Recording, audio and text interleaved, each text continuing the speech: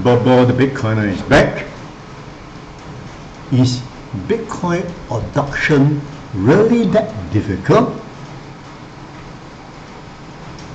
Now, I have been talking with some of my viewers, and it really dawned on me, truly adopting Bitcoin is not so easy as I thought. Right?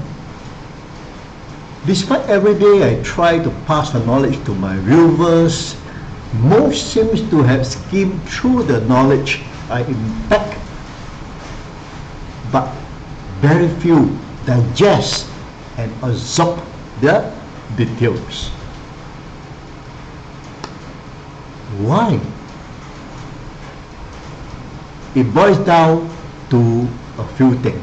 Right? Number one, belief. This is what I have been trying to educate all along. Only with understanding, then you can believe in Bitcoin. Well, the fact that you guys stay with me so far means there are already a high degree of belief in it. On top of that, beside all the news and happening, Bitcoin already have proven in 14 years that it can do it, or what it had done, where even banks are replicating the Bitcoin protocol in its fast, cheap and borderless transaction. Also, the government in its CBDC rollout, encouraged by IMF, I trust the belief factor has been overcome by many of us.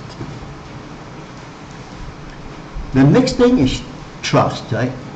Once the belief factor is conquered, trust will come in automatically.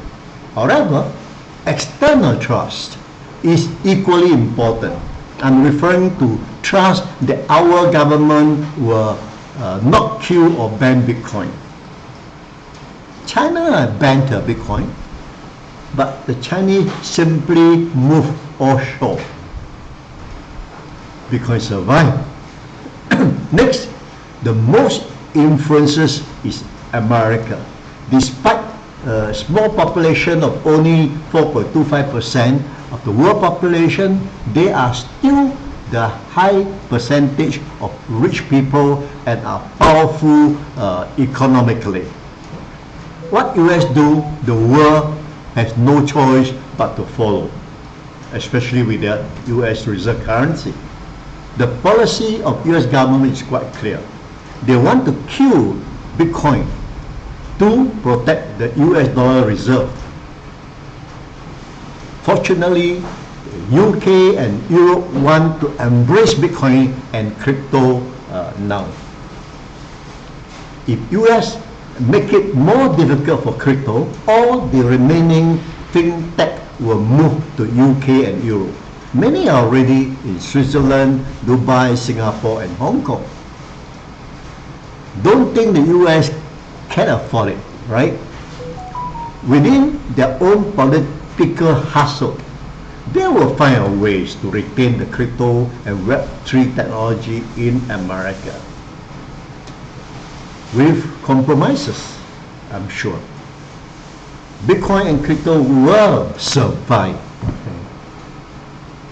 The third thing is commitment. Once you have a belief and gain trust in confidence, then you are committed. Right? Probably this is the biggest hurdle to overcome. We are all born into the Fiat world. The Fiat system has revolved into all sorts of conveniences, right? Affording people with more carefree. Just open a bank account, put your money there and go to sleep. When you need money, just withdraw and spend or issue check to settle payment. And recently, even more convenient, use electronic payment through the internet. All kinds of apps are designed to ease our convenience. Most important, we feel safe that our money is secure, at least until now. We start to see the more banks runs because of bank over leverage and fractional reserve banking cycle, including bad management. Today, you don't go to the bank to queue to take out your money in the bank run.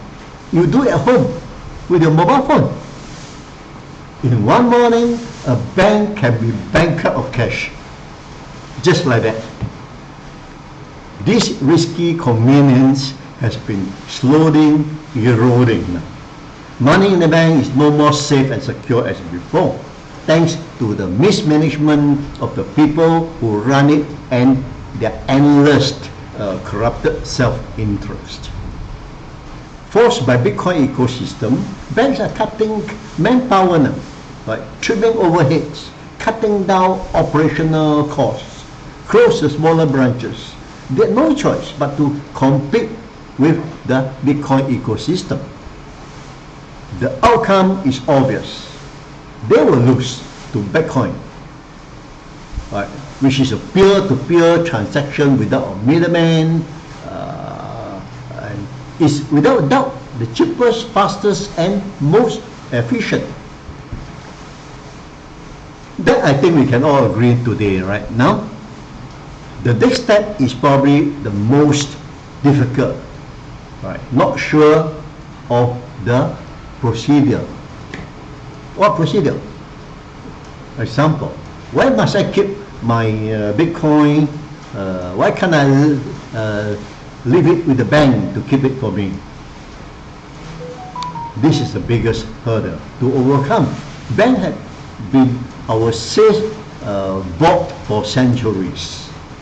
Despite bank being shaky now, most still relies on them. The same with crypto exchange, equally shaky, but investors still find it convenient to save keep there. Right? The latest FTX saga forced many investors to transfer their crypto back to their own wallet. Not your key, not your coin. I helped a few friends to transfer their Bitcoin to my hardware cold storage wallet. I still hear friends saying they still have coins in the exchange. Their simple way out is sell the Bitcoin lah, then withdraw the cash. Even that, they are not sure how to withdraw the cash. Not to mention how to withdraw Bitcoin. Since Bitcoin has a long-term prospect, it will be sad to sell your Bitcoin away.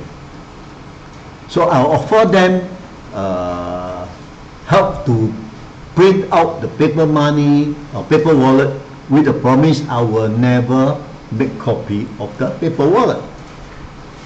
Of course, I can't remember the long strings.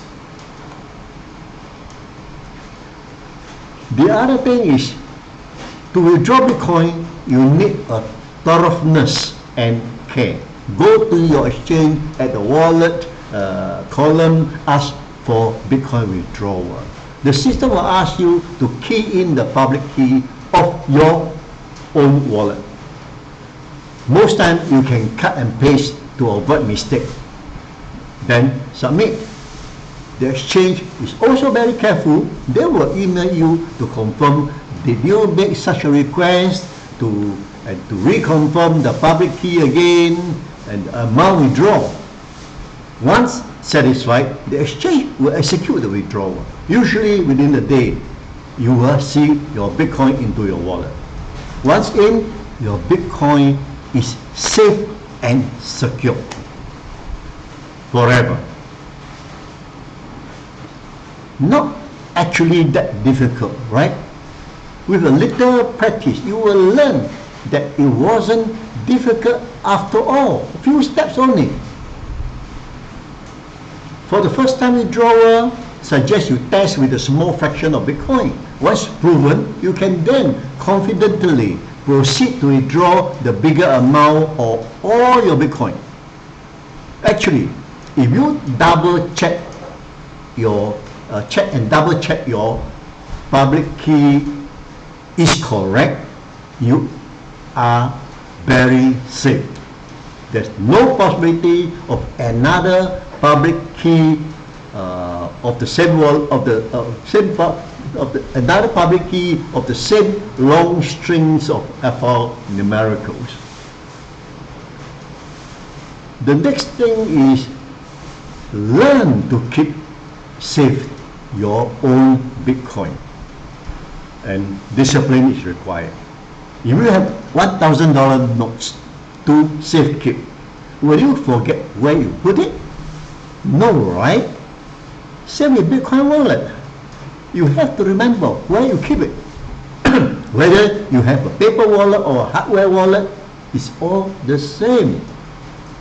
And the final thing is to remember your wallet password. This is probably another headache for a lot of people. All right, but no fear. I have devised a system to remember a simple yet foolproof password. Go and see my earlier YouTube episode 148, where I teach you a fail-proof method. And for those who are scared of remembering password, the best is paper wallet. There's no password to remember. All you need is to make sure that you don't lose the paper wallet. So, that's simple. Again, if you go back to my YouTube episode 143, I teach you how to generate your own paper wallet. Now, in all honesty, it wasn't difficult after all. Only a few steps. Yes, you need to relearn new way of doing things. And if these new things benefit you into the future, why not? In life, we never stop learning. Right? It's commonly said the roots of education are bitter, but the fruits is sweet. You know, I pity people who is still afraid to use electronic banking, even to this day, because they are afraid the system may go wrong, transaction may be hacked, or fraudulent electronic accounting. How to progress like that? Unfortunately, fortunately, I think 98% of people learn that already. Right? How many people use PayLah or PayNow today? Most, right? Frankly, we have no choice. It's a question of time. Either you adapt or drop off from society. Right? In all technology, there's always good more than bad. All right. Walking the path of technology, you can never go wrong. At least not too wrong. By not moving along with the technology, you will soon find yourself out of place, out of society.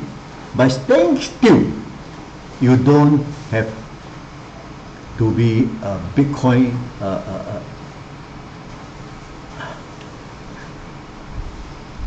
by staying still, you are actually moving backwards into the old cave days. And finally, the fourth point is we don't have to be a Bitcoin maximalist, right? Dive in head on all the way, taking excessive risk. But we cannot afford not to be involved in Bitcoin. Touch your heart and tell me, what is bad with Bitcoin in the first place? It's a fast and quick technology, no middleman required, borderless, always truthful, transparent, never miss a single transaction until now, and can never be hacked. What's wrong with that? Oh, used by criminal. Come on, no more. In fact, criminals avoid You even using Bitcoin now, because the illicit transaction is recorded permanently in the blockchain. Oh, bad for environment. Use too much energy. No more, my friend. Miners are using wasted energy even. Clean energy like solar, hydro, and even volcanic energy is now being chosen for the cheaper organic supply. Only uncertainty is government ban. Okay, China ban has no effect anyway. Now, US is trying to make crypto difficult. Fintechs are migrating eastward. Even UK and Europe are welcoming them. Soon, USA will find they are no more powerful and influential enough to dictate the global financial movements. Right. Either they join the party or be excluded from the technological progress, which is inevitable. So, my friend, don't be left out. Time to relearn new ways of crypto finance. You don't don't just listen to my explanation. You should also you should not only believe and trust. You need to make commitments. Learn the small steps in order to enjoy the fruits. And I promise you, you will not regret it. The sooner you learn, the better. Okay? Hope you enjoyed today's episode. See you next time. Bye-bye.